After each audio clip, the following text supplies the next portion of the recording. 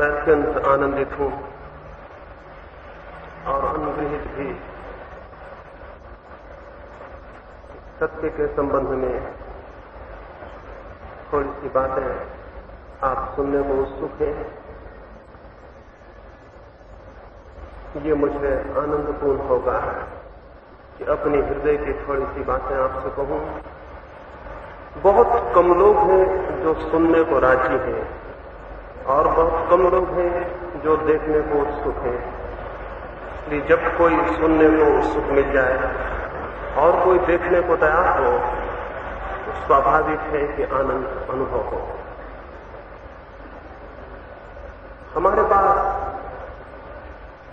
आंखें हैं और हमारे पास कान भी हैं, लेकिन जैसा मैंने कहा बहुत कम लोग तैयार हैं कि वो देखें और बहुत कम लोग तैयार हैं कि वो सुने।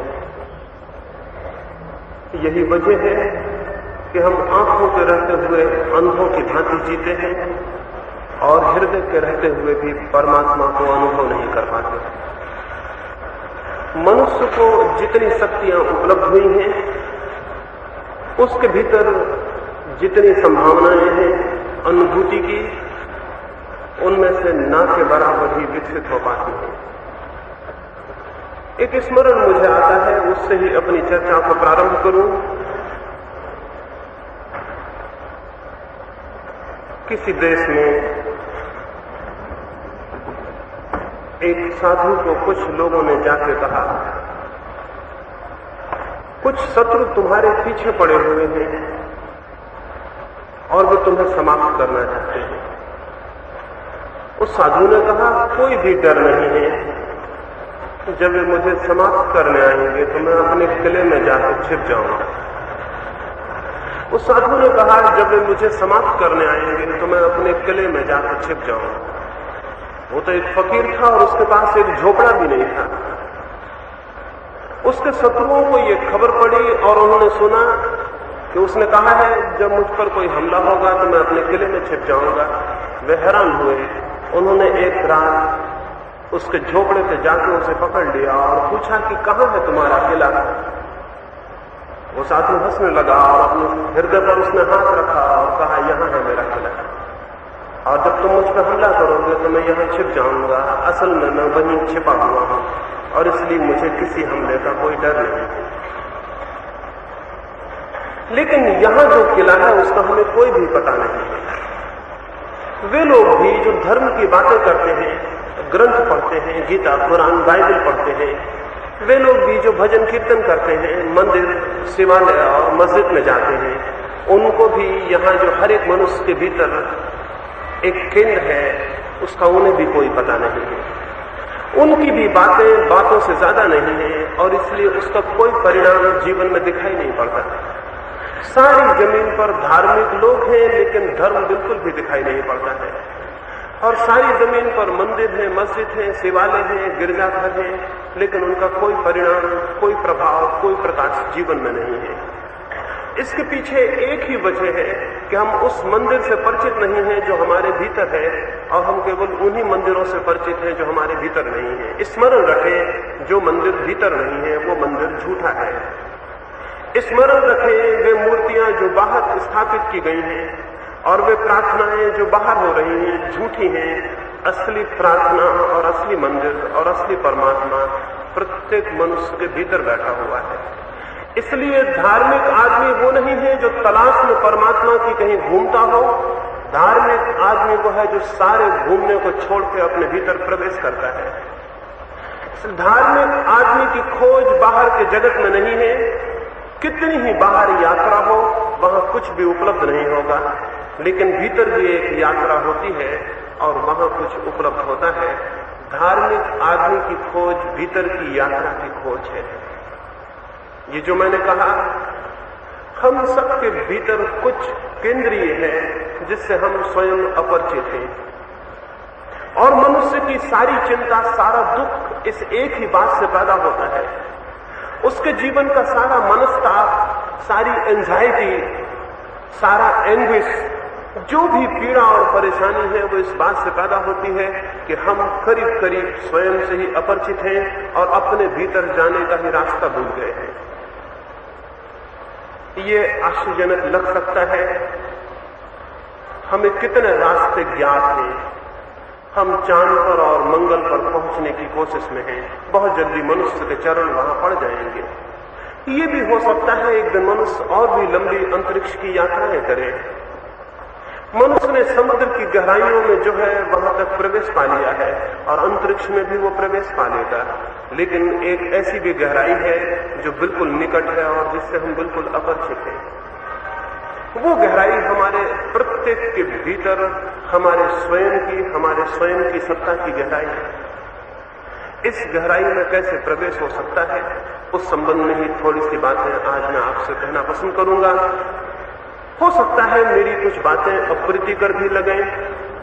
मैं जान के चाहता हूं कि कुछ बातें अप्रीतिकर हों, क्योंकि जो अप्रीतिकर होता है वो हिलाता है और जगाता है। हो सकता है मेरी कुछ बातें बुरी लगें। मैं जान के चाहता हूं कि मेरी कुछ बातें बुरी लगें, क्योंकि जो बुरा लगता है उससे चिंतन पैदा होता है और मनुष्य का विचार सजग होता है। फिर भी मैं प्रारंभ में कहूं कि मुझे माफ कर देंगे अगर कोई बात बुरी लगती हो, कोई बात चोट करती हो तो क्षमा कर देंगे। बाकी चोट में इसीलिए पहुंचाना चाहता हूं ताकि भीतर जो हम बिल्कुल सो गए हैं वहां कुछ जागरण हो। जीवन के संबंध में या सत्य के संबंध में बहुत सी बातें सुनते सुनते हम करीब करीब आत्ममूर्छित हो गए हैं और वे शब्द अब हमारे भीतर कुछ भी पैदा नहीं करते हैं। शब्द धीरे धीरे मर जाते हैं और मर जाते हैं इसलिए कि हम उनके आदी हो जाते हैं। उनके पुनरुक्ति के कारण, बार बार रिपीटिशन के कारण वे हमें याद हो जाते हैं, हमारी आदत बन जाते हैं और हमें प्रभावित करना बंद कर देते हैं। लोग रोज गीता पढ़ते हैं। जो आदमी रोज गीता पढ़ता है वो धीरे धीरे गीता के प्रति मर जाएगा और गीता उसके लिए मर जाएगी, क्योंकि निरंतर उसे पढ़ने का अर्थ ही ये होगा कि वे शब्द याद हो जाएंगे और स्मृति में भर जाएंगे और आपके भीतर कुछ भी जगाने में असमर्थ हो जाएंगे। दुनिया में किसी धर्म ग्रंथ के साथ सबसे बुरा जो काम हो सकता है वो उसका पाठ है। निरंतर उसका पाठ सबसे खतरनाक बात है, क्योंकि निरंतर उसके पाठ का एक ही अर्थ होगा कि आप उसके प्रति जो भी सजीवता है, जो भी सजगता है, जो भी स्फूर्ति है, जो भी जीवंत प्रतीति है वो धीरे धीरे खो देंगे। इसलिए दुनिया में उन कौमों को जिनके पास अद्भुत ग्रंथ हैं, अद्भुत विचार हैं, एक दुर्भाग्य भी सहना पड़ता है।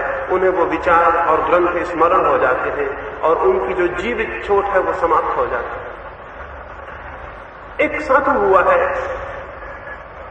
वो तो कोई फकीर नहीं था, कोई गैरिक वस्त्रों को उसने नहीं पहना और उसने कभी अपने घर को नहीं छोड़ा। वो जब 60 वर्ष का हो गया, उसका पिता भी जिंदा था। उसके पिता की उम्र तब 90 वर्ष थी। उसके पिता ने उसे बुला के कहा कि देखो, मैं तुम्हें 60 वर्षों से देख रहा हूं, तुमने एक भी दिन भगवान का नाम नहीं लिया, तुम एक भी दिन मंदिर नहीं गए, तुमने एक भी दिन सद्वचनों का पाठ नहीं किया।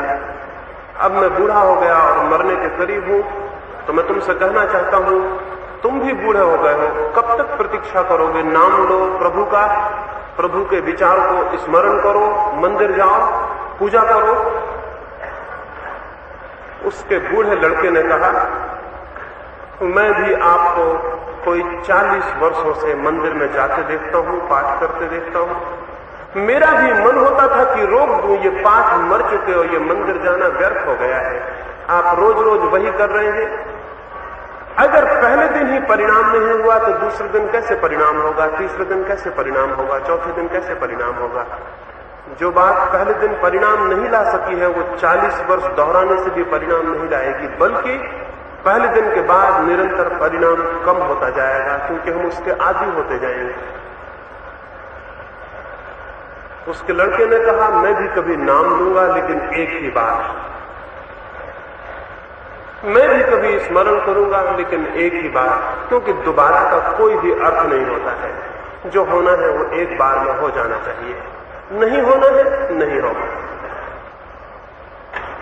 कोई उस घटना के 5 वर्षों बाद 65 वर्ष की उम्र में उस साधु ने भगवान का नाम लिया और नाम लेते ही उसकी सांस भी समाप्त हो गई और वो गिर भी गया और उसका निर्वाण भी हो गया।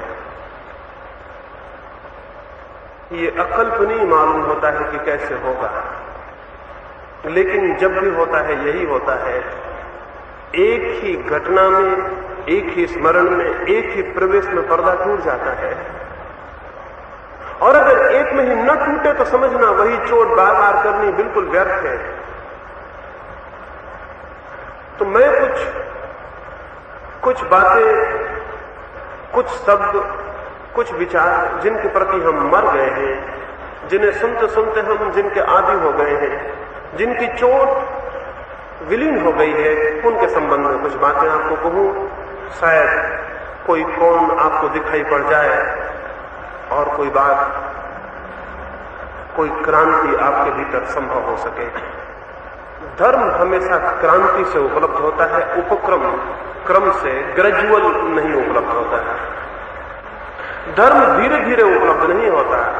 धर्म हमेशा एक क्रांति से उपलब्ध होता है। जो सोचते हैं कि हम धीरे धीरे धार्मिक हो जाएंगे वो गलती में है। हिंसक सोचता हूं कि मैं धीरे धीरे अहिंसक हो जाऊंगा, गलती में है। घृणा करने वाला सोचता हो कि मैं धीरे धीरे प्रेम से भर जाऊंगा तो गलती में है। अंधकार मिटाने वाला सोचता हो कि मैं धीरे धीरे अंधकार को मिटा लूंगा तो गलती में है। जब प्रकाश जलता है तो अंधकार एक ही क्षण में विलीन हो जाता है, और जब प्रेम जागृत होता है तो घृणा एक ही क्षण में विलीन हो जाती है, और जब अहिंसा उठती है तो हिंसा एक ही क्षण में छूट जाती है। जीवन में जो भी महत्वपूर्ण है वो एक ही क्षण में घटित होता है, क्रमशः घटित नहीं होता। जो भी क्रमशः घटित होता है वही व्यर्थ और क्षुद्र है। जो एक ही साथ जो क्रांति घटित होती है वही मूल्यवान, वही सार्थक, वही अर्थपूर्ण है, और वही व्यक्ति को परमात्मा से जोड़ती है। कोई व्यक्ति धीरे धीरे संसार से दूर होकर परमात्मा को उपलब्ध नहीं होता। जब भी परमात्मा को कोई व्यक्ति उपलब्ध होता है तो एक छलांग में, एक क्रांति में, एक विस्फोट में उपलब्ध होता है, और एक ही साथ सब कुछ परिवर्तित हो जाता है। जैसे हम किसी सोते व्यक्ति को उठा दें तो क्या वो धीरे धीरे उठता है? नींद धीरे धीरे टूटती है। जैसे ही हम किसी को उठा दें एक क्रांति हो जाती, सपने टूट जाते हैं और जागरण सामने आ जाता है। धर्म का जीवन भी क्रांति का जीवन है, और इसलिए जो लोग धीरे धीरे का ख्याल करते हो वो गलती में है। और धीरे धीरे का ख्याल हमारे आलस्य की ईजाद है। हम असल में चाहते नहीं क्रांति, इसलिए कहते हैं धीरे धीरे। बुद्ध ने कहा है, कोई अगर आग में गिर जाए और हम उससे कहें आग के बाहर आ जाओ, और वो कहे कि मैं धीरे धीरे बाहर आऊंगा, आपकी बात का विचार करूंगा, कोशिश करूंगा, प्रयत्न करूंगा, अभ्यास करूंगा, फिर बाहर आऊंगा, तो बुद्ध ने कहा इसका अर्थ हुआ कि उस मनुष्य को आग दिखाई नहीं पड़ रही है। इसका अर्थ हुआ वो बाहर नहीं निकलना चाहता है। अगर आग दिखाई पड़ रही हो तो कोई ये नहीं कहेगा कि मैं धीरे धीरे बाहर आऊंगा। जैसे ही दिखाई पड़ेगी आग वो बाहर आ जाएगा। ये अभ्यास से नहीं होगा, ये तात्कालिक तीव्र क्रांति से होगा। कुछ जीवन के संबंध में ऐसे स्मरण जिनसे क्रांति की संभावना पैदा हो जाए, वो भूमिका बन जाए कि क्रांति फलित हो सके, वो मैं आपको कहना चाहता हूं। कोई 3 बातों के संबंध में आज की संध्या विचार करने का मेरा ख्याल है।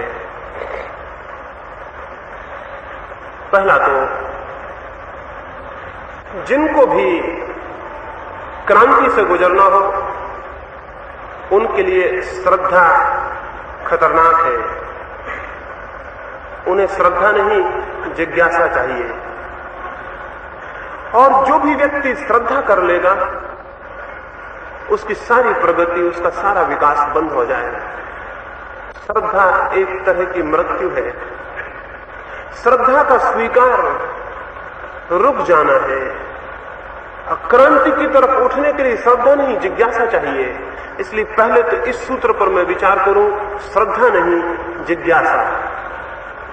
साधारणता हम सुनते हैं विश्वास करो, साधारणता हम सुनते हैं गीता कहती हो, कुरान कहता हो, बाइबल कहती हो, उसे मान लो। साधारणता हम सुनते हैं बुद्ध, महावीर, मोहम्मद क्राइस्ट या कृष्ण जो कहते हैं उसे स्वीकार कर लो, और जो स्वीकार नहीं करेगा वो भटक जाएगा। मैं आपसे कहता हूं जो स्वीकार कर लेगा वो भटक जाता है। मैं ये आपसे कहना चाहता हूं जो स्वीकार कर लेता है वो भटक जाता है। इसलिए भटक जाता है कि जो भी दूसरों के सत्यों को स्वीकार कर लेता है वो अपने सत्य की खोज से वंचित हो जाता है। चाहे वो सत्य कृष्ण का हो, चाहे बुद्ध का, चाहे महावीर का। अगर उस उधार सत्य को स्वीकार कर लिया तो आपकी अपनी खोज बंद हो जाएगी, आपका अपना अन्वेषण बंद हो जाएगा, आप रुक जाएंगे, ठहर जाएंगे, आपका अपना विकास समाप्त हो जाएगा। और स्मरण रखें, इस दुनिया में प्रत्येक व्यक्ति को अगर वास्तविक विकास करना हो तो अपना ही विकास करना होता है। किसी दूसरे का विकास काम में नहीं आ सकता है। किसी दूसरे का किया गया भोजन आपको तृप्ति नहीं देगा, और किसी दूसरे के पहने गए वस्त्र आपके शरीर को नहीं ढकेंगे। किसी दूसरे के द्वारा अनुभव किया गया सत्य भी आपका सत्य नहीं हो सकता है। इस जगत में कोई भी मनुष्य किसी से उधार सत्य को नहीं पा सकता, लेकिन हम सब उधार सत्यों को पाए हुए हैं, और हमें सिखाया जाता है कि हम उधार सत्यों को स्वीकार कर लें। हमें निरंतर समझाया जाता है कि हम दूसरों के सत्यों को मान लें, अंगीकार कर लें। हमें संदेह से बचने को कहा जाता है और विश्वास करने को कहा जाता है। मैं आपसे संदेह करने को कहना चाहूंगा, जिसे भी सत्य जानना हो उसे संदेह करने का साहस करना ही होता है, और संदेह इस जगत में सबसे बड़ा साहस है। स्मरण रखें, जब मैं कह रहा हूं संदेह करना पड़ता है तो मैं ये नहीं कह रहा हूं कि अविश्वास करें। अविश्वास भी विश्वास का ही एक रूप है। जो आदमी कहता है मैं ईश्वर को मानता हूं, ये भी एक विश्वास है। जो आदमी कहता है मैं ईश्वर को नहीं मानता, ये भी एक विश्वास है। जो आदमी कहता है आत्मा है, ये भी एक विश्वास है। जो आदमी कहता है आत्मा नहीं है, ये भी एक विश्वास है। ये दोनों ही विश्वास हैं। आस्था और अनास्था, श्रद्धा और अश्रद्धा सब श्रद्धा के रूपांतर हैं। दोनों ही स्थिति में हम दूसरे लोगों को मान लेते हैं, खुद खोज नहीं करते हैं।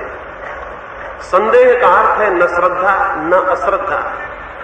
संदेह का अर्थ है न स्वीकार न अस्वीकार। संदेह का अर्थ है जिज्ञासा। संदेह का अर्थ है मैं जानना चाहता हूं क्या है, मैं जानना चाहता हूं सत्य क्या है। और जब तक कोई व्यक्ति सजग न हो इस सत्य के प्रति कि मुझे जानना है कि सत्य क्या है, तब तक उसकी स्वीकृतियां, उसकी श्रद्धाएं, उसके विश्वास उसे कहीं भी ले जाने में समर्थ नहीं होंगे। बल्कि धीरे धीरे क्रमशः जैसे जैसे उसकी उम्र ढलती जाएगी वैसे वैसे वो विश्वास को जोर से पकड़ने लगेगा, क्योंकि साहस कम होता जाएगा। इसलिए बूढ़े जल्दी विश्वास कर लेते हैं, जवान मुश्किल से विश्वास करते हैं। बूढ़ों का विश्वास कोई कीमत नहीं रखता।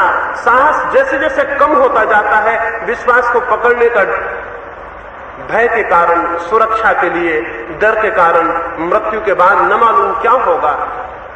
अगर नहीं स्वीकार किया तो न मालूम किन नरकों में पीड़ा भोगनी पड़ेगी। अगर परमात्मा को नहीं माना तो परमात्मा न मालूम क्या बदला लेगा। ये भय जैसे जैसे घना होता है वैसे वैसे आदमी विश्वास करने लगता है।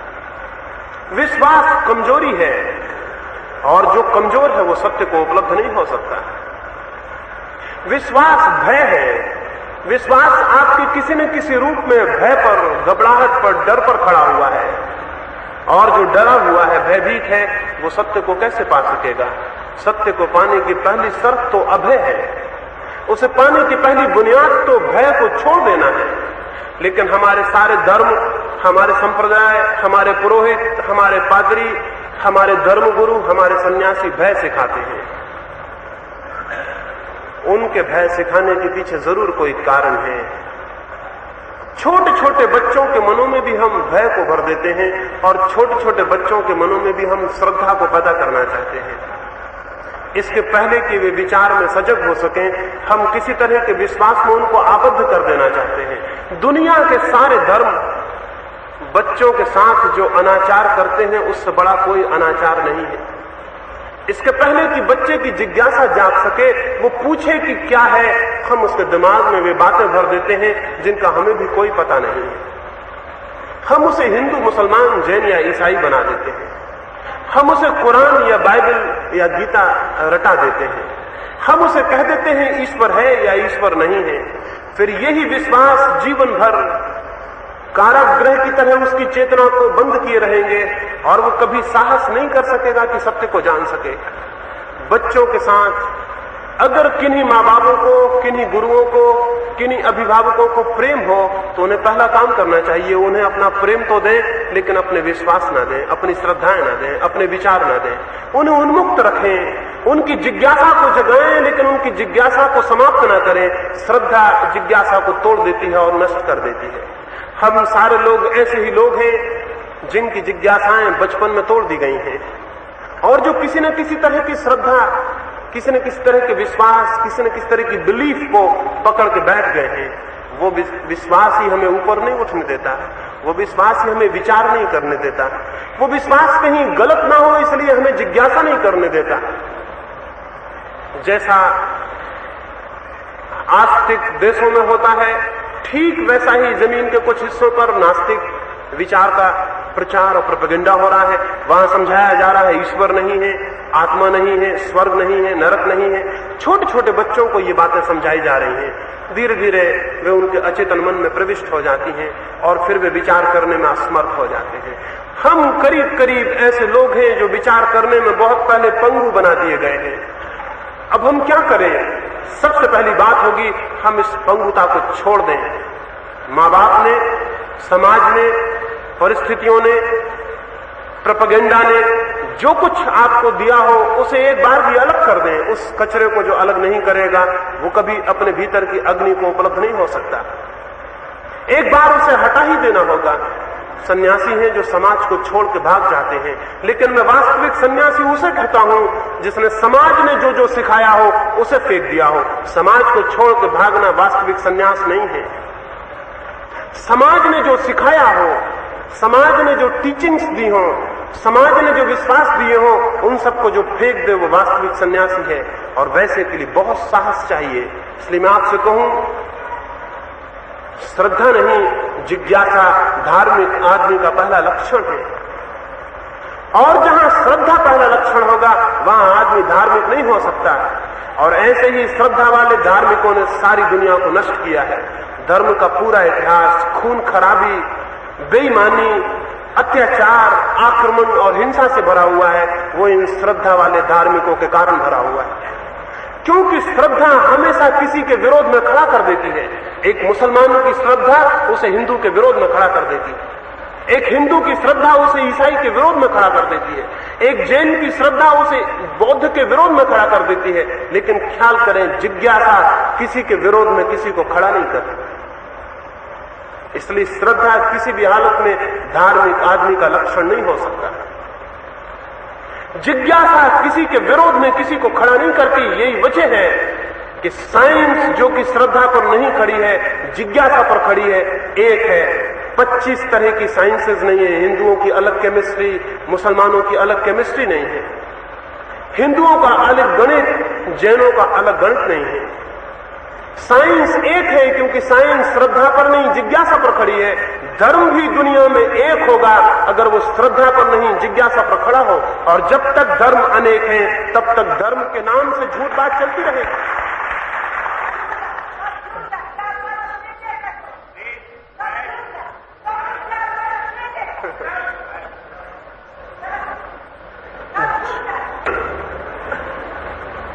अलग अलग धर्म होंगे तब तक इस तरह का गुस्सा आना बिल्कुल स्वाभाविक है।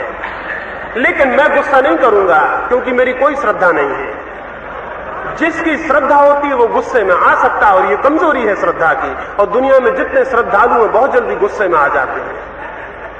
मेरी कोई श्रद्धा नहीं है, इसलिए मुझे गुस्से में लाना बहुत मुश्किल है। और दुनिया में मैं ऐसे लोग चाहता हूं जो जल्दी गुस्से में ना आए। ऐसे लोगों से धार्मिक दुनिया निर्मित होगी। अभी तक तो जो कुछ इतिहास में हुआ है, धर्म के नाम से जो कुछ हुआ है वो सब अधर्म हुआ है। धर्म के नाम से जो भी प्रचारित किया गया है वो सब झूठ है, बिल्कुल असत्य है। और उस असत्य को जबरदस्ती लादने की हजार हजार चेष्टाएं की गई हैं। लेकिन अगर कोई मनुष्य जिज्ञासा से प्रारंभ करे, तो स्वाभाविक है कि वे सारे धार्मिक लोग जिनका व्यवसाय, जिनका धंधा केवल श्रद्धा पर खड़ा होता है, परेशान और गुस्से में आ जाएंगे। इसलिए दुनिया में जब भी कोई धार्मिक आदमी पैदा होता है तो पुरोहित और ब्राह्मण और पंडित हमेशा उसके विरोध में खड़े हो जाते हैं। क्राइस्ट को जिन्होंने सूली दी वे पुरोहित, पंडित और धार्मिक लोग थे। सुकरात को जिन्होंने दिया जहर वे लोग धार्मिक, पुरोहित, विचारशील लोग, पंडित थे। दुनिया में हमेशा पंडित धार्मिक आदमी के विरोध में रहा है। दुनिया में हमेशा पुरोहित धार्मिक आदमी के विरोध में रहा है। क्यों? क्योंकि धार्मिक आदमी सबसे पहले इस बात पर चोट करेगा कि धर्म के नाम पर बना हुआ जो भी प्रचारित संगठन है, धर्म के नाम पर जो भी संप्रदाय है, धर्म के नाम पर जो भी झूठे विश्वास और अंधश्रद्धाएं फैलाई गई हैं वो नष्ट कर दी जाएं। अगर क्राइस्ट फिर से पैदा हो तो सबसे पहले जो उनके विरोध में खड़े होंगे वो ईसाई, पुरोहित और पादरी होंगे। अगर कृष्ण फिर से पैदा हो तो सबसे पहले उनके विरोध में जो खड़े होंगे वे वही लोग होंगे जो गीता का प्रचार करते हैं और गीता को प्रचारित हुआ देखना चाहते हैं। अगर बुद्ध वापस लौटे तो बौद्ध भिक्षु उनके विरोध में खड़े हो जाएंगे। ये बिल्कुल स्वाभाविक है, क्योंकि धर्म एक तरह का विद्रोह है। धर्म सबसे बड़ा विद्रोह है, सबसे बड़ी क्रांति है, और वो क्रांति इस बात से शुरू होती है कि श्रद्धा नहीं, हम जिज्ञासा करें, सत्य पर विश्वास न लाएं, क्योंकि अभी आपको सत्य पता ही नहीं है जिस पर आप विश्वास लाएंगे। अभी तो दूसरे जो आपसे कहते हैं उस पर ही आप विश्वास कर लेंगे। उसके सत्य और असत्य होने का आपको कुछ भी पता नहीं है। ऐसा विश्वास अंधा होगा। सब विश्वास अंधे होते हैं। क्यों? क्योंकि वे दूसरे आपको देते हैं। जो भी अभी आप मानते हैं वो किसी दूसरे ने आपको दिया है। आपको कुछ भी पता नहीं कि वो ठीक है या गलत है। सिवाय इसके कोई प्रमाण नहीं है कि आपके मां बाप ने उसे दिया है। आपके मां बाप के पास भी यही प्रमाण है कि उनके मां बाप ने उन्हें दिया है। जो परंपरा से उपलब्ध होता है वो कभी सत्य होने की संभावना नहीं है। जो स्वयं की निज खोज से उपलब्ध होता है वही सत्य होता है, और इसलिए सत्य प्रत्येक को स्वयं पाना होगा। दूसरे से उधार पाने का कोई भी उपाय नहीं है। फिर जितनी गहरी श्रद्धा होगी उतना ही आपके भीतर विवेक का जागरण असंभव हो जाएगा। जितना तीव्र विश्वास होगा उतना ही विवेक क्षीण हो जाएगा, क्योंकि विश्वास विवेक विरोधी है। वो हमेशा कहता है मानो, वो ये कभी नहीं कहता जानो। वो हमेशा कहता है स्वीकार करो, वो ये कभी नहीं कहता खोजो। वो हमेशा ये कहता है कि इसको बांध लो अपने मन में, इससे भिन्न मत सोचना, इससे अन्य मत सोचना, इसके विपरीत मत सोचना। जितनी श्रद्धा गहरी होगी उड़ना उतना मुश्किल हो जाएगा। मेरे पड़ोस में गांव में एक आदमी रहता था। वो जंगल से तोतों को पकड़ के लाता और उनको पिंजरों में बंद कर देता। कुछ दिन वे तड़फड़ाते, उड़ने की कोशिश करते, फिर धीरे धीरे पिंजरों के आदी हो जाते। यहां तक वे पिंजरों के आदी हो जाते कि अगर उनके पिंजड़े को खोल दिया जाए तो वे थोड़ी देर बाहर जाके वापस अपने पिंजड़े में आ जाते। बाहर असुरक्षा लगती और भीतर सुरक्षा मालूम होती। करीब करीब ऐसी ही हमारे मन की हालत हो गई है। हमारा चित्त परंपरा, संस्कार, दूसरों के दिए गए विचार और शब्दों में इस भांति बंध गया है तो उसके बाहर निकलने में हमें डर लगता है, घबराहट होती है। डर लगता है कि कहीं सुरक्षा न खो जाए, कहीं जिस भूमि को हम अपने पैर के नीचे समझ रहे हैं कहीं वो हिल न जाए। इसलिए हम डरते हैं, इसलिए हम बाहर निकलने से घबराते हैं। और जो अपने घेरों के बाहर नहीं निकल सकता वो परमात्मा को कभी नहीं पा सकेगा। उसे मिलने के लिए तो सब घेरे तोड़ ही देने होंगे। जिसे भी सत्य को पाना है उसे सत्य के संबंध में सारे मत छोड़ देने होंगे। जिसे भी सत्य को पाना है उसे सारे विश्वास छोड़ के विवेक को जागृत करना होगा। जिसका विवेक जागृत होगा वही केवल सत्य को, वही केवल धर्म के मूलभूत सत्य को अनुभव कर पाता है। इसलिए मैं चाहता हूं विवेक छोड़ दें और विवेक को जागृत करें। घबराहट क्या है? डर क्या है? डर यह है, डर हम सब अपने भीतर जानते हैं कि जिस विश्वास को हमने पकड़ा है अगर हमने विचार किया तो वो टिकेगा नहीं। ये हमारी अंतर्निहित प्रज्ञा हमें कहती है कि विश्वास ऊपर है, अगर हमने थोड़ा भी विचार किया तो वो हट जाएगा और तब घबराहट लगती है। हम कोई भी बिना विश्वास के नहीं होना चाहते हैं। क्यों? कि तब हम अतल सागर में छोड़ दिए मालूम पड़ेंगे, तब हम पिंजड़े के बाहर अनंत आकाश में छोड़ दिए अनुभव होंगे। लेकिन जो इतना डरता है वो स्मरण रखे, वो किसी संप्रदाय में हो सकता है, किसी धर्म में नहीं हो सकता। वो स्मरण रखे, वो किसी परंपरा में हो सकता है, लेकिन परम प्रज्ञा को नहीं उपलब्ध हो सकेगा।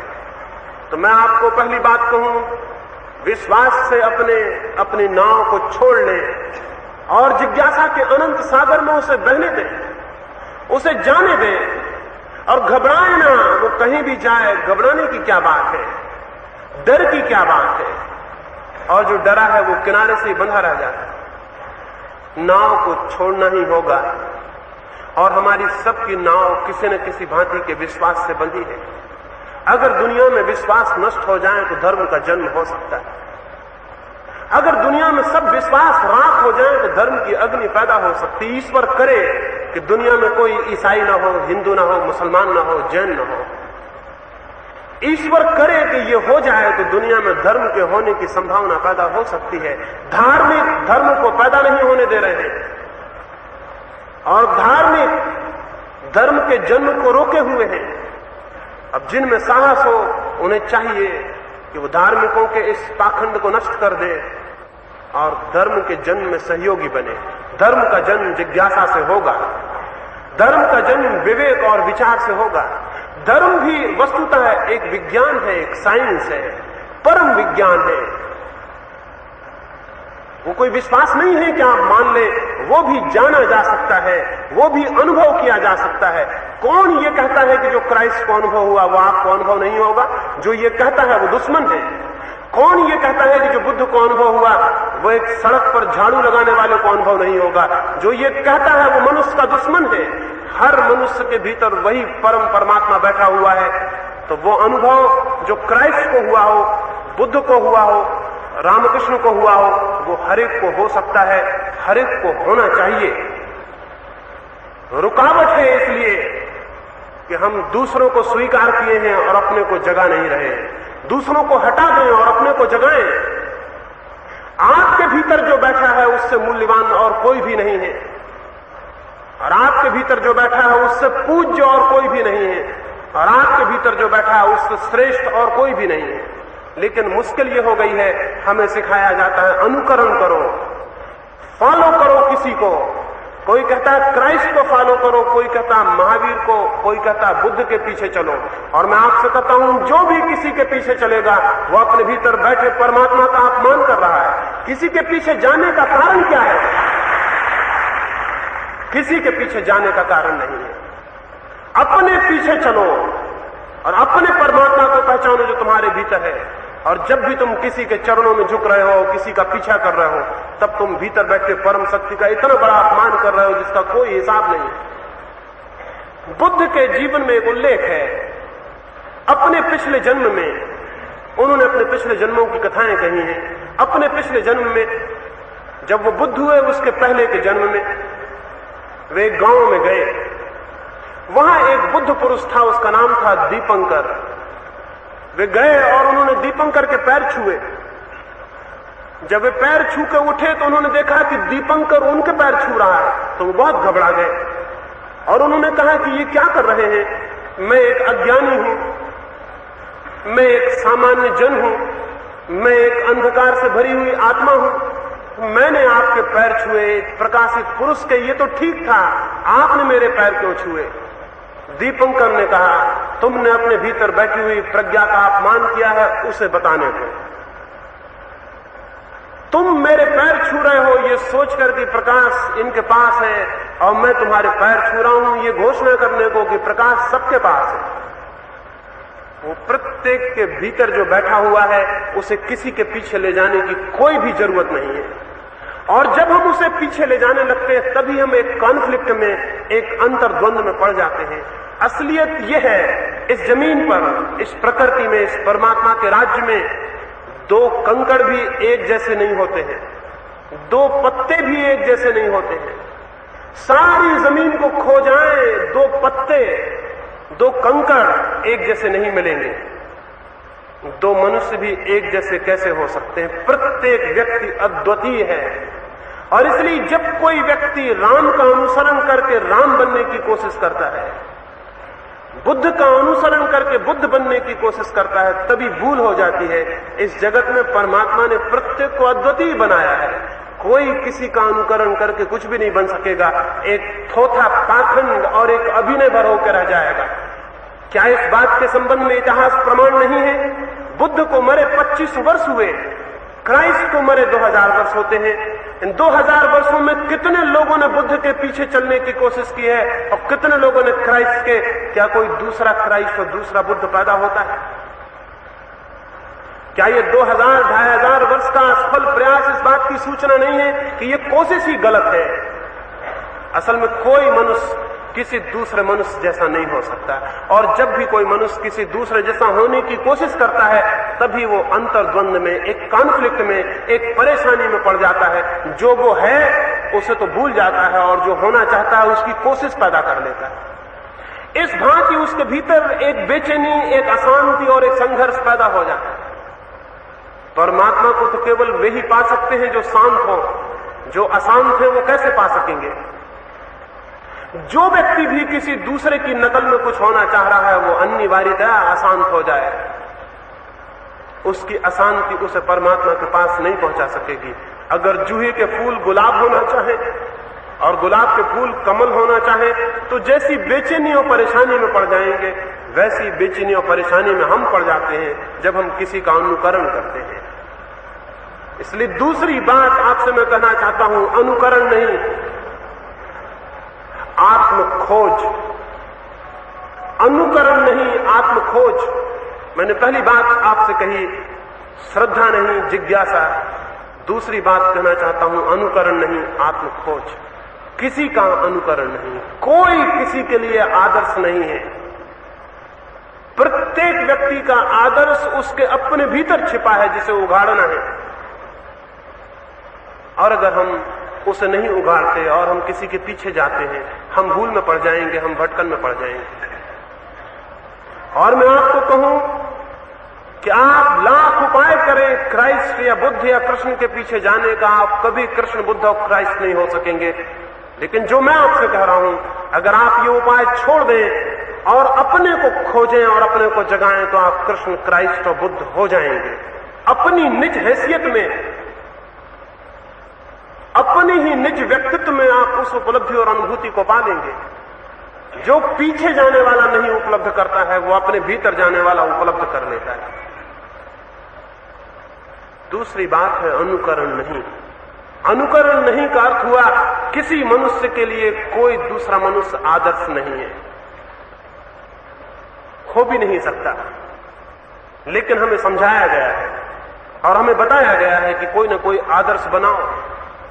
और जब भी हमसे ये कहा जाता है कोई ना कोई आदर्श बनाओ, तभी हम क्या करेंगे? हम किसी मनुष्य को आदर्श बना लेंगे और तब हम उसके भांति होने की कोशिश में लग जाएंगे। ये कोशिश झूठी होगी, इसलिए झूठी होगी कि केवल अभिनय होगा। मैं एक गांव में गया, मेरे एक मित्र वहां साधु हो गए थे, उन्हें देखने गया। एक पहाड़ी के किनारे एक छोटे झोपड़े में वो रहते थे। मैं उनसे मिलने गया, उनको कोई खबर नहीं की और गया। मैंने खिड़की से देखा वो अपने कमरे में नंगे होकर टहल रहे हैं, कपड़े उतार दिए हैं, नग्न होकर टहल रहे हैं। मैंने जाके दरवाजा खटखटाया, उन्होंने जल्दी से दरवाजा खोला और चादर लपेट के दरवाजा खोल दिया। मैंने उनसे पूछा कि अभी आप नग्न थे, फिर ये चादर क्यों पहन ली? वे मुझसे बोले, मैं धीरे धीरे नग्न साधु होने का अभ्यास कर रहा हूं। अभी मुझे भय मालूम होता है, इसलिए अकेले में नग्न होने का अभ्यास करता हूं, फिर धीरे धीरे मित्रों के सामने करूंगा, फिर गांव में, फिर धीरे धीरे मैं अभ्यस्त हो जाऊंगा। मैंने उनसे कहा किसी सर्कस में भर्ती हो जाएं,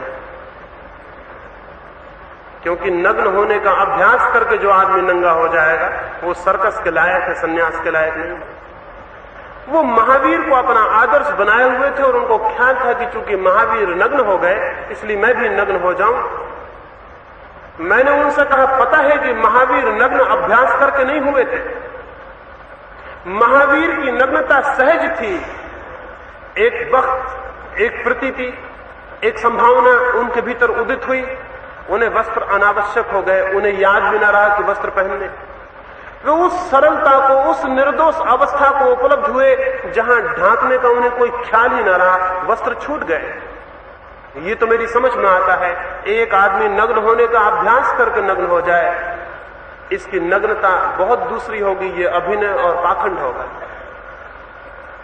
किसी आदमी के भीतर प्रेम का स्फुरन हो और वो सारी दुनिया के प्रति प्रेम से भर जाए और अहिंसा से भर जाए, ये तो समझ में आता है। लेकिन एक आदमी चेष्टा करे, प्रयास करे, अभ्यास करे अहिंसक होने का, ये समझ में नहीं आता। हमारी जितनी भी चेष्टाएं दूसरों को देख के होंगी, वे हमें गलत ले जाएंगी और हमारे जीवन को व्यर्थ कर देंगी। इसी वजह से सामान्य जन भी उतना असंतुष्ट और अशांत नहीं होता जितना तथाकथित साधु और सन्यासी होते हैं। वे सारे एक पागलपन में लगे हुए हैं, एक तरह की न्यूरोसिस उनको पकड़े हुए है, किसी दूसरे आदमी जैसा होना है। ये पागलपन है, ये विक्षिप्तता है। किसी दूसरे जैसे होने की कोशिश बिल्कुल पागलपन है, क्योंकि ये सारी चेष्टा का परिणाम होगा आत्मदमन। इसका अर्थ होगा रिप्रेशन। जो तुम हो उसे दबाओ और जो तुम नहीं हो उसको होने की कोशिश करो। ऐसा व्यक्ति अपने ही हाथ से नरक में पहुंच जाता है, 24 घंटे नरक में जीने लगता है। जो वो है उसकी निंदा करता है और जो उसे होना है उसकी चेष्टा करता है। मैं आपसे कहना चाहूंगा, जो आप हैं उसे परिपूर्णतया जाने और आपके जीवन में क्रांति हो जाएगी। आपको कोई और होने की कोई भी जरूरत नहीं है। जो आप वस्तुता हैं उसे ही जान ले और क्रांति हो जाएगी। और जो आप उपाय करके नहीं पा सकेंगे वो अपने ही भीतर जाग के आपको उपलब्ध हो जाए। इसलिए मैंने कहा अनुकरण नहीं, आत्मखोज। और तीसरी बात मैं आपसे कहना चाहता हूं, क्योंकि हमारी सारी चेतना कुछ ऐसी भ्रांत और गलत बातों से भर गई है कि उसे खाली करना बहुत जरूरी है। वो मैं आपसे ये कहना चाहता हूं कि मनुष्य जितना ज्यादा अपने को संवेदनशील बनाए, जितना ज्यादा अपने भीतर संवेदना को पैदा करे, उतना ज्यादा सत्य के करीब पहुंचेगा। इसलिए सत्य की खोज नहीं, संवेदना की उत्पत्ति, इसे समझ लें। अगर एक अंधा आदमी मुझसे आके कहे कि मुझे प्रकाश को जानना है, तो क्या मैं उसे सलाह दूंगा कि तुम जाओ और प्रकाश के संबंध में लोगों से समझो, वो तुम्हें जो बताएं उसे याद कर लो तो तुम्हें प्रकाश का पता हो जाए? मैं उससे कहूंगा प्रकाश के संबंध में मत जानने की फिक्र करो, आंख ठीक हो जाए, आंख का उपचार हो जाए, इसकी चिंता करो। अगर आंख का उपचार हो जाए तो प्रकाश का अनुभव होगा, लेकिन अगर आंख का उपचार न हो तो प्रकाश के संबंध में कुछ भी जान लेने से कोई अनुभव नहीं होता है। आंख संवेदना है, प्रकाश सत्य है। सत्य के खोजी को भी मैं कहता हूं, ईश्वर के खोजी को भी मैं कहता हूं, ईश्वर की फिक्र छोड़ दो, संवेदना की फिक्र करो। हमारी जितनी गहरी संवेदना होगी उतने ही दूर तक सत्य के हमें दर्शन होते हैं। मैं आपको देख रहा हूं, मेरी देखने की शक्ति आपके शरीर के पार नहीं जाती, इसलिए मैं आपके शरीर को देख के वापस लौट आता हूं। अपने को देखता हूं तो अपने को देखने में भी शक्ति मेरी मन के पार नहीं जाती, तो मन को देख के वापस लौट आऊंगा। मेरे देखने की शक्ति जितनी गहरी होगी उतना गहरा सत्य का मुझे अनुभव होगा। जो लोग परमात्मा को अनुभव करते हैं उनके देखने की शक्ति इतनी तीव्र है कि वे प्रकृति को पार कर जाते हैं और परमात्मा को देख लेते हैं। प्रकृति से अलग कहीं परमात्मा नहीं बैठा हुआ है। जो चारों तरफ दिखाई पड़ रहा है इसमें ही वो छिपा है।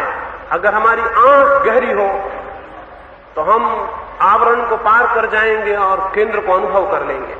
इसलिए सवाल ईश्वर की खोज का नहीं, सवाल अपनी संवेदना को गहरा करने का है। हम जितनी गहरा गहरा अनुभव कर सकें उतने गहरे सत्य हमें प्रकट होने लगेंगे। लेकिन हमें सिखाई कुछ और बातें गई हैं। हमें सिखाया जाता है ईश्वर को खोजो, तब पागल कुछ हिमालय पर ईश्वर को खोजने जाते हैं। जैसे यहां ईश्वर नहीं है, तब कोई एकांत वन में ईश्वर को खोजने जाता है। जैसे भीड़ में ईश्वर नहीं है, तब कोई भटकता है, दूर दूर तीर्थों की यात्राएं करता है कि वहां ईश्वर मिलेगा। जैसे इन जगहों में जो तीर्थ नहीं है वहां ईश्वर नहीं। ईश्वर उसे मिलता है जिसकी संवेदना गहरी हो, न हिमालय पर जाने से मिलता है, न तीर्थों में जाने से मिलता है, न वनों में जाने से मिलता है। संवेदना गहरी हो तो ईश्वर यहीं इसी क्षण उपलब्ध है। जिसे देखने की शक्ति हो उसे यहां प्रकाश है, और जिसकी आंख न हो ठीक उसे यहां प्रकाश नहीं है। इसलिए महत्वपूर्ण ईश्वर की खोज नहीं, संवेदना की खोज है। और हम बहुत कम संवेदनशील हैं, हम बहुत ही कम संवेदनशील हैं। हमें कुछ अनुभव ही नहीं होता, हम करीब करीब मूर्छित जीते हैं। रात को अगर चांद निकलता हो, बहुत कम लोग हैं जो अनुभव करते हो उसके सौंदर्य को। अगर रास्ते के किनारे फूल खिले हों, बहुत कम लोग हैं जो अनुभव करते हो उन फूलों के भीतर छिपे हुए रहस्य को। चारों तरफ प्रकृति का जो मिरेकल, जो चमत्कार निरंतर घटित हो रहा है, बहुत कम लोग हैं जो उसे देख पाते हैं। हम अपने में सोए हुए हैं, हम करीब करीब सोए हुए लोग हैं। मैं एक मित्र को लेकर एक पहाड़ी पर गया हुआ था। पूर्णिमा की रात थी, हमने नदी में देर तक नाव पर यात्रा की। वे मेरे मित्र स्विट्जरलैंड होकर लौटे थे। जब तक हम उस छोटी सी नदी में, उस छोटी सी नौका पर थे, तब तक वे स्विट्जरलैंड की बातें करते रहे, वहां की झीलों की, वहां की चांद की, वहां के सौंदर्य की। कोई घंटे भर बाद जब हम वापस लौटे तो वे बोले कि बहुत अच्छी जगह थी जहां आप मुझे ले गए। मैंने उनसे कहा क्षमा करें, आप वहां पहुंचे नहीं, मैं तो आपको ले गया, आप वहां नहीं पहुंचे। मैं तो वहां था, आप वहां नहीं थे।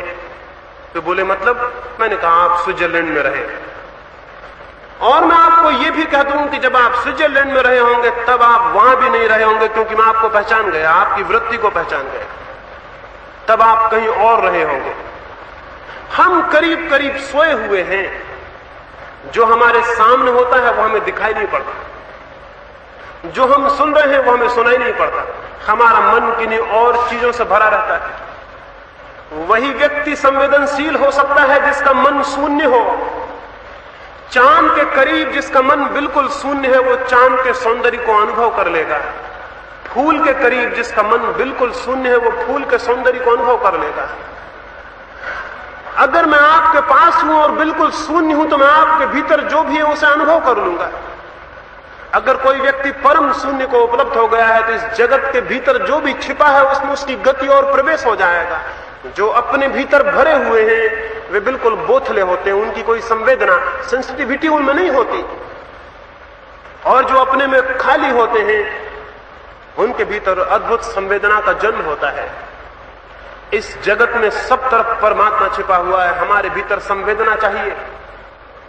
लेकिन हम तो पागल हैं, हम तो अपने भीतर बहुत भरे हुए हैं। जो थोड़ा बहुत खाली जगह है उसे गीता, कुरान और बाइबल भर देते हैं। दुकान से भरे हुए हैं, बाजार से भरे हुए हैं, काम धंधे से, जिंदगी की बातों से भरे हुए हैं। कुछ थोड़ी बहुत खाली जगह है तो गीता, कुरान, बाइबल से उसे भर लेते हैं।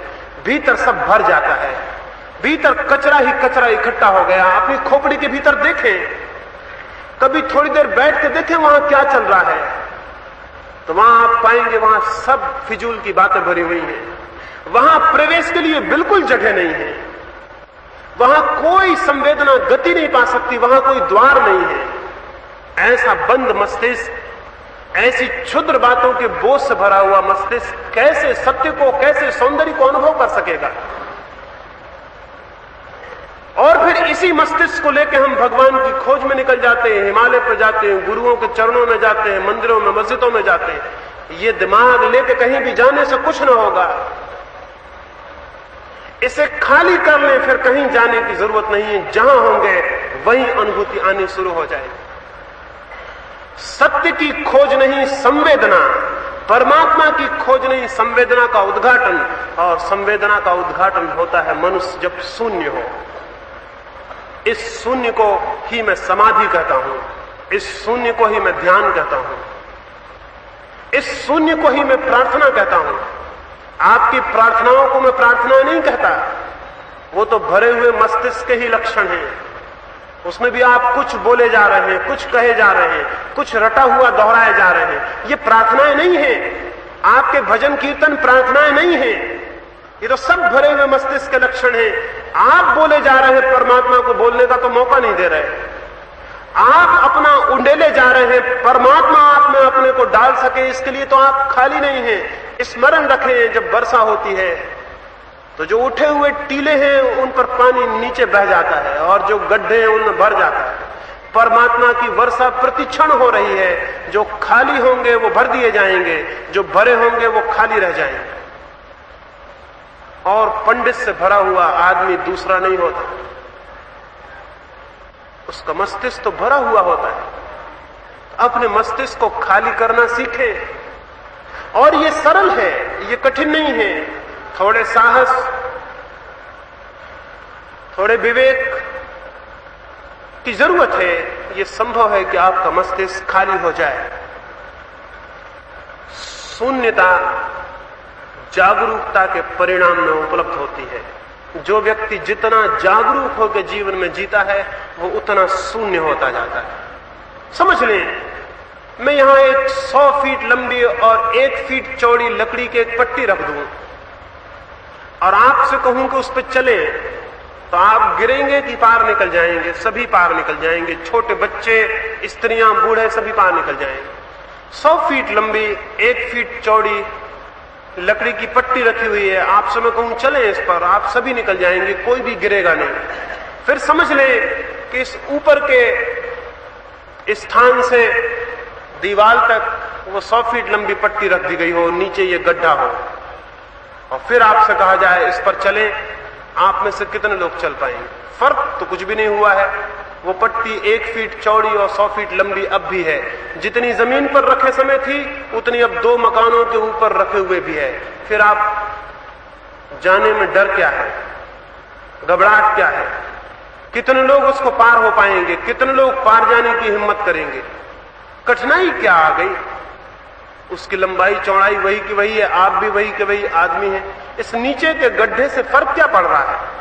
फर्क ये पड़ रहा है कि जब नीचे पट्टी रखी थी आपको मूर्छित चलना ही संभव था, कोई कठिनाई नहीं थी। आप अपने दिमाग में कुछ भी सोचते हुए चल सकते थे। अब ऊपर आपको परिपूर्ण जागरूक होकर चलना होगा। अगर जरा भीतर दिमाग में कुछ गड़बड़ हुई, बातें चली, आप नीचे हो जाएंगे। घबराहट है आपकी मूर्छा। जो जागरूक है वो ऊपर भी चल जाएगा, कोई फर्क नहीं पड़ता। जमीन जैसे नीचे थी वैसे ऊपर भी है। कौन सा फर्क पड़ रहा है? जागरूक अपने शरीर, अपने मन, अपने विचार सबके प्रति जागा हुआ होता है, मूर्छित सोया हुआ होता है। तो नीचे तो चल जाते हैं आप, क्योंकि वहां कोई मूर्छा के तोड़ने की जरूरत नहीं है। ऊपर चलने में घबराते।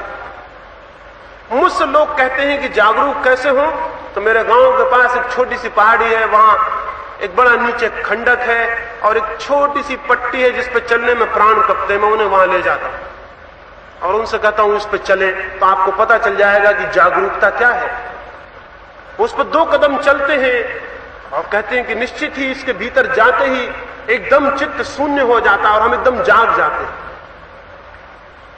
जैसे किसी पहाड़ की कगार पर चलते वक्त आप बिल्कुल होश से चलते हैं, ठीक वैसे ही 24 घंटे जो आदमी होश को संभालता है वो क्रमशः शून्य हो जाता है।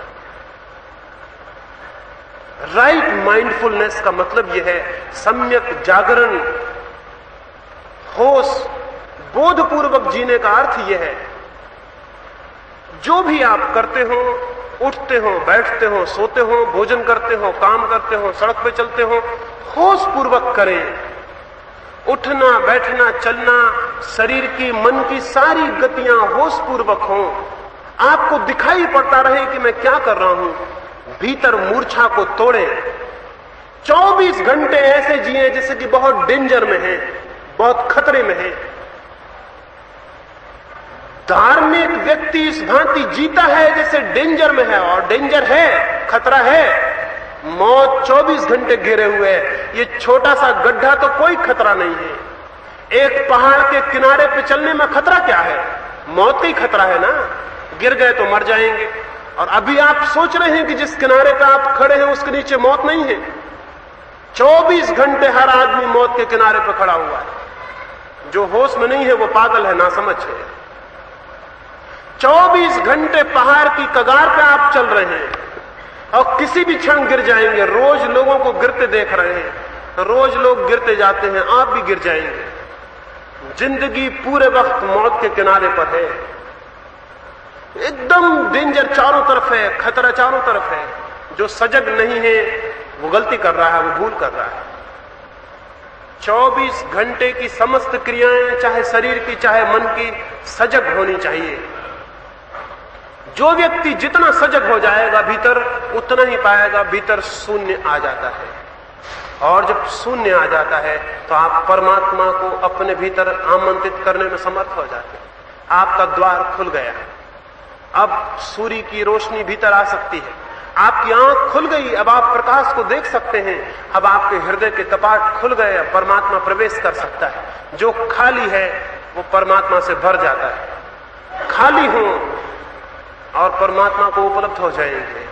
और जब आप परमात्मा को उपलब्ध होंगे तो सब बदल जाएगा। मैंने आपसे कहा श्रद्धा नहीं, जिज्ञासा। और जब आप परमात्मा को उपलब्ध होंगे तो जिज्ञासा श्रद्धा में परिणित हो जाएगी। तब आप जानेंगे, और जानना आपको विश्वास से भर देगा। वो विश्वास बहुत दूसरा है, वो दूसरों का दिया हुआ विश्वास नहीं है, वो स्वयं के ज्ञान से उत्पन्न हुआ है। और मैंने कहा ईश्वर की खोज नहीं, संवेदना। जब आपकी संवेदना परिपूर्ण होगी आप ईश्वर को पा जाएंगे। और मैंने कहा अनुकरण नहीं, आत्म खोज। और जब आप स्वयं को जानेंगे तो आप पाएंगे आप सबके अनुकरण को उपलब्ध हो गए। तो क्राइस्ट और बुद्ध और महावीर सबके आदर्श को आप उपलब्ध हो गए।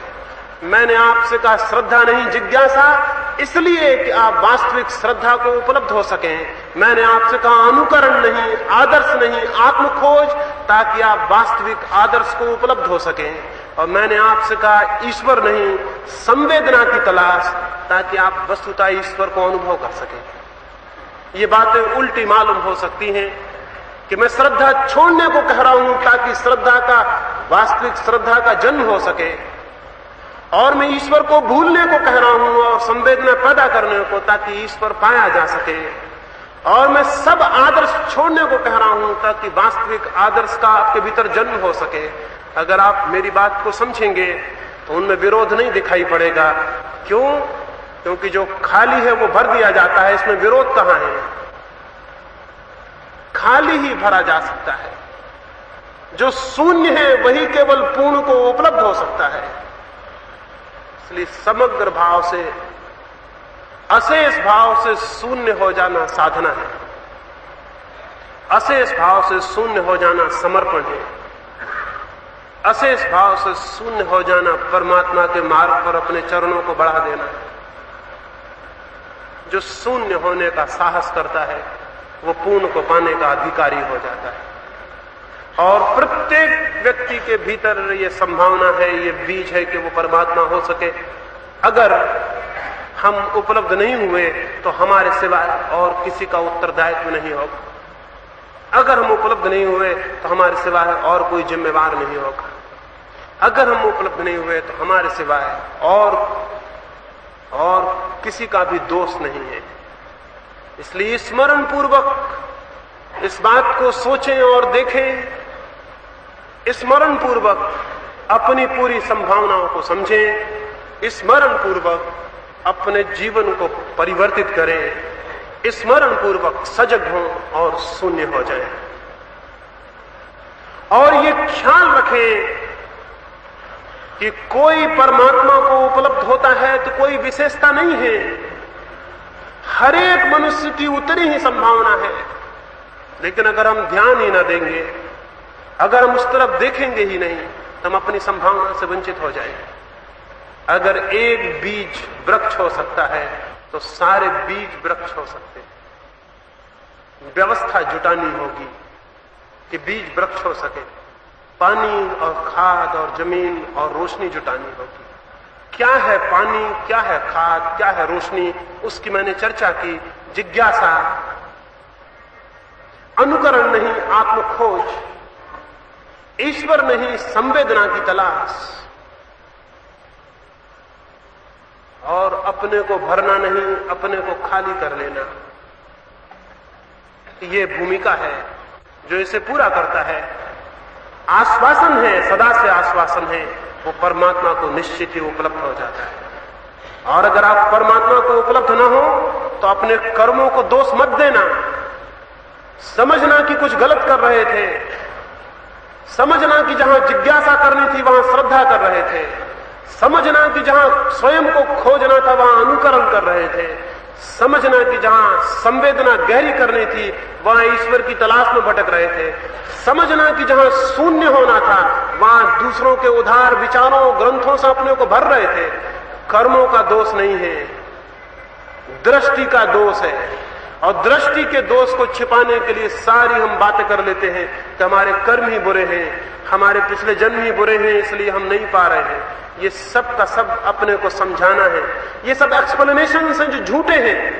मैं आपको कहता हूं ठीक दृष्टि हो तो परमात्मा इसी वक्त उपलब्ध है।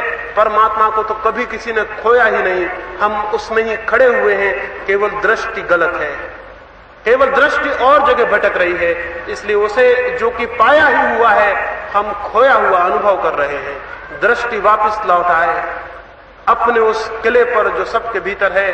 परमात्मा यहीं और अभी उपलब्ध हो जाता है। ईश्वर करे दृष्टि लौटे, ईश्वर करे आपकी श्रद्धा जिज्ञासा बने, ईश्वर करे आप अन्वेषण में लगे, आपके भीतर प्यास और अभीप्सा पैदा हो और किसी दिन आप उस परम शांति को, परम सौंदर्य को जान सकें, जिसे जाने बिना जीवन झूठा है, जिसे जाने बिना जीवन मृत्यु है और जिसे जान के जीवन ही नहीं मृत्यु भी अमृत हो जाती है। उसकी कामना करता हूं। मेरी बातों को इतने प्रेम से सुना उसके लिए बहुत अनुग्रहित हूं। मेरी कोई बात बुरी लगी हो फिर क्षमा याचना करता हूं, लेकिन कहूंगा उसे सोचना, क्रोध मत करना, क्योंकि क्रोध से कोई हल नहीं होता। मेरी कोई बात बुरी लगी हो उसे सोचना, क्रोध मत करना, क्रोध से कोई हल नहीं होता। और क्रोध विचार का नहीं अविचार का लक्षण है। मेरी बात कोई ठीक लगी हो तो उसे मान मत लेना, प्रयोग करना, क्योंकि मान लेना छोटी बुद्धि का लक्षण है, प्रयोग करना समझदार का, विवेकशील का लक्षण है। मेरी बात बुरी लगी हो तो विचार करना, मेरी बात भली लगी हो तो मान मत लेना, उस पर प्रयोग करना। जो प्रयोग करता है वो उपलब्ध होता है। अंततः सबके भीतर बैठे हुए परमात्मा को प्रणाम करता हूं। मेरे प्रणाम स्वीकार करें।